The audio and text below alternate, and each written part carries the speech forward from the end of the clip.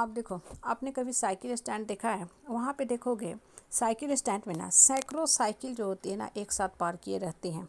आप देखो मेट्रो में, रेलवे स्टेशन के पास, बस स्टैंड के पास, पार्क में, कहीं मॉल के सामने सैकड़ों साइकिल लगी होती हैं। और इस ढंग से वो लगी होती हैं कि एक के बगल में एक सारी खड़ी होती है। और गलती से अगर एक साइकिल गिरा झटके से या किसी कारणवश, तो सारी साइकिल जो होती है सैकड़ों गिरते जाती हैं, कहीं से भी उस साइकिल के रुकने की गुंजाइश नहीं होती है।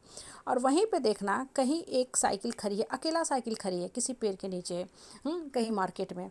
वो साइकिल सुबह से शाम तक खड़ी है, वो एज इट इज़ खड़ी रहेगी, कभी नहीं गिरेगी जब तक जो साइकिल चालक आके उस साइकिल को खुद ना उठा के ले जाए। अब गौर करो ना, तो ये जो छोटी सी बात है हमें जीवन की कितनी बड़ी शिक्षा देती है। आप और हम जिस समाज परिवार परिवेश में रहते हैं ना, आप अगर गलत लोगों के संगत में रहते हो, बैठते हो, उठते हो, बातें करते हो, उनके हाँ में हाँ करते हो, चापलूसी चाटुकरी करते हो, तो बिल्कुल इस साइकिल की तरह, सैकड़ों सैकड़ों साइकिल की तरह जो स्टैंड में खड़े रहते हैं, गिरोगे तुम। और ये लोग जब गिरते हैं ना, तो अपने साथ जितने संगी साथी होते हैं सबको ले डूबते हैं। इसलिए जब भी आप संगति रखते हो, जिस समाज में उठना बैठना रखते हो, रिश्ते से जुड़ते हो, हमेशा सचेत रहा करो।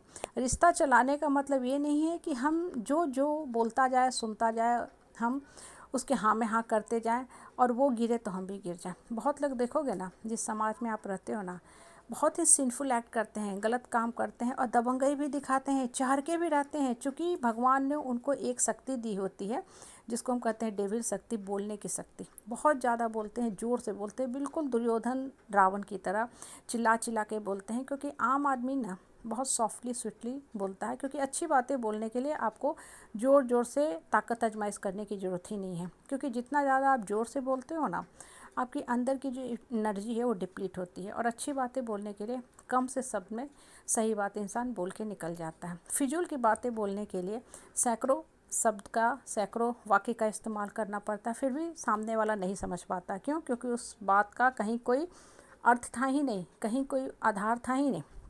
इसलिए जो बेकार के लोग होते हैं ना, उनको देखोगे गलत करेंगे, दूर बैठा आदमी देख रहा है कि ये इंसान अधर्म कर रहा है, अन्याय कर रहा है, गलत कर रहा है, लेकिन जो गलत करता है ना इंसान, उसको समझ नहीं आता है।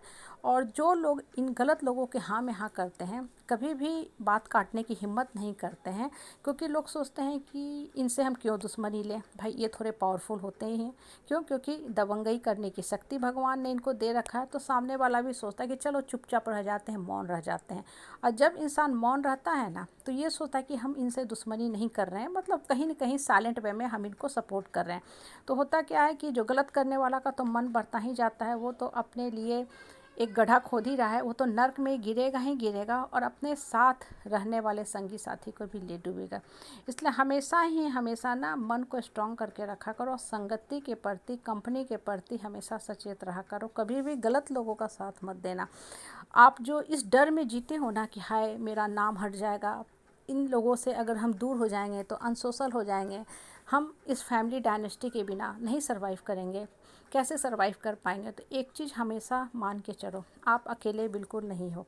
जब इंसान सत्य के रास्ते पर रहता है ना, तो उसी के साथ भगवान होते हैं। आप किसी भी धर्म ग्रंथ को पढ़ लो, न्याय उसी को मिलता है जो सत्य के रास्ते पर रहता है। क्योंकि न्याय देने वाला भगवान होता है, ऊपर वाला होता है। इंसान न्याय नहीं करता है, ऊपर वाला करता है। इससे देखोगे कोर्ट से भी बहुत बार जो कल्प्रिट होता है, मुजरिम होता है, वो बली हो जाता है, वहाँ से छूट जाता है।